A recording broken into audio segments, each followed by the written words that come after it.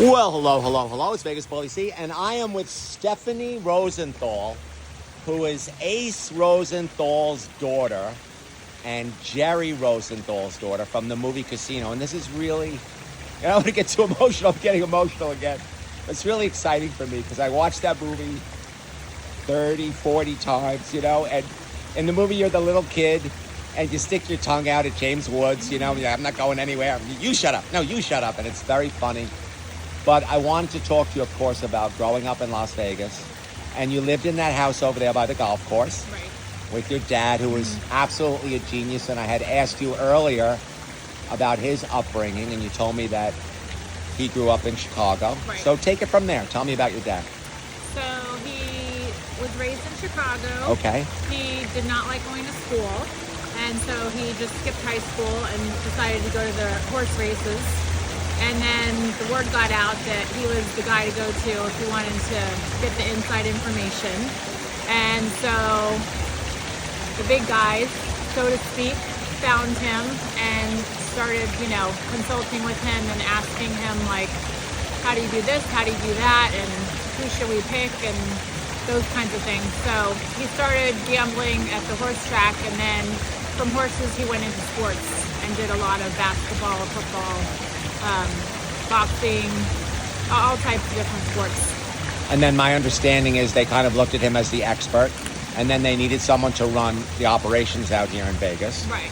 And so he came out here. I know in the movie he runs the Tangiers, but in real life I know he ran 4 properties: the Hacienda, the Stardust, I'm pretty certain the Marina, and I forgot what the 4th one was. And then he came out here, and then the part of the story where it starts with you again is he fell in love, head over heels, insane, and I kind of know what this is like with your mother, Jerry. Right. And he would move heaven and earth to be with her. Right. And the movie kind of takes up, at that point. So you were born in Las Vegas. Right.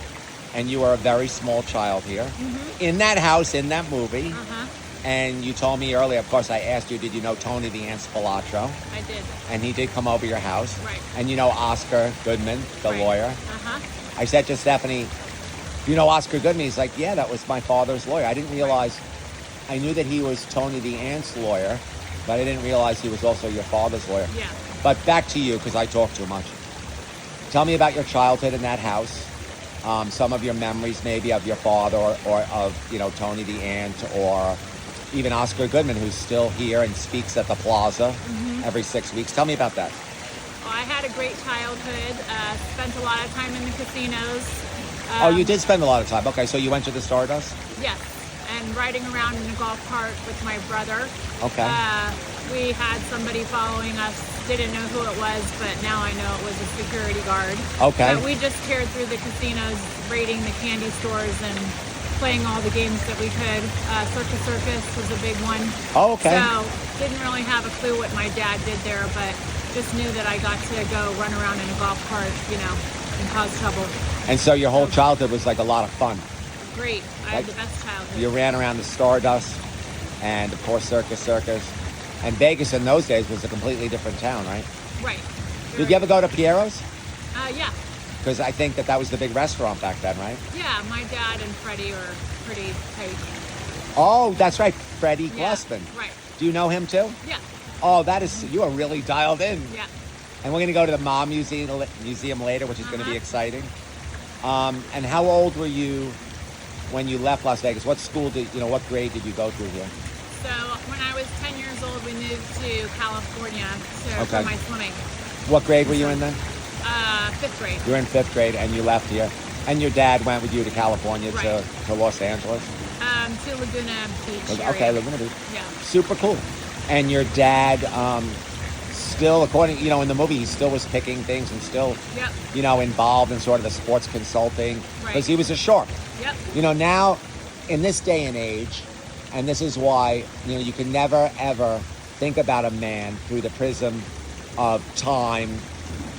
Then you have to think about it. It's a big deal now. Like now he would be celebrated to be a sharp.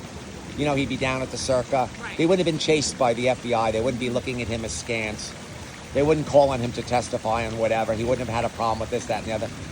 And as I was telling you, your father is just an absolute, he's an icon. Yeah. For gamblers, we're like, whenever we think about, we're the smartest guy, or we're going to figure this out, or we're going to figure that out, or, we always think of Lefty Rosenthal, because it seems like not only did he have the brains, but he was cool enough to have the connections with a Tony the Ant, for them to, in the movie, it's so fascinating, they kind of twist his arm. Right. There's a scene by the pool, and he says, if I'm going to do this, I got to do it my way. That's what he says to the mob. Like, right. you can't interfere in the I got to do what I got to do. And that gets me to the next question. You met Robert De Niro. Right. Tell me about that. He spent a lot of time with my dad because he wanted to study him and really get everything perfect about the character. So Okay. he spent some months in Boca Raton, Florida, observing my father. And how do you, this is important to all of us, how do you think he did in the movie portraying your father? I think he was awesome. He did a good job? Very I mean, it accurate. seemed like it was just absolutely incredible. Yeah, got the mannerisms down perfectly. Wow. Yeah. I mean, we all enjoyed that so much. Thank you so much. My pleasure. For letting me interview you. Great story for Las Vegas, the history of Las Vegas. We're going to go to the Mob Museum later. I'm going to assume, because I never really looked, I'm going to assume that your dad is in the Mob Museum, am I correct? Yes. So that's exciting. So if you have a chance, go down to the Mob Museum and check out her father, because his influence in this town, really, in a lot of ways, I feel like Ace was sort of the transition from the mob to the brains. Right. Because Ace had the brains, but he dealt with them. Oh, by the way, did you ever meet Steve Wynn? Were you ever involved with Steve Wynn in any way? Did you ever? My dad, I think Steve Wynn used to follow my dad in a golf cart, observing my father. Oh, to learn from him. Yeah. Super cool. Yeah. So your dad was kind of the transition from the mob because he dealt with them, but then he had the brains to do things the right way. I don't know how many people know this, but of course your father was the first one who moved the sports book inside of the Stardust. Well, he created the sports book. He created the sports book. They say it in the movie. What did he do? Tony the Ant Spilatro says he did the most obvious thing.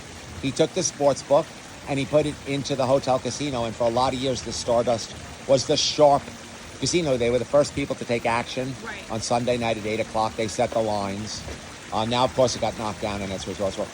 So your father's influence on this town's incredible. We kind of know Oscar Goodman because we run down there. You know Oscar. You told me that you're friendly with the family, which is so super cool. And we're going to go to the Mob Museum later. And thank you so much. It's really been an honor. Thank you. Vegas, Paulie C.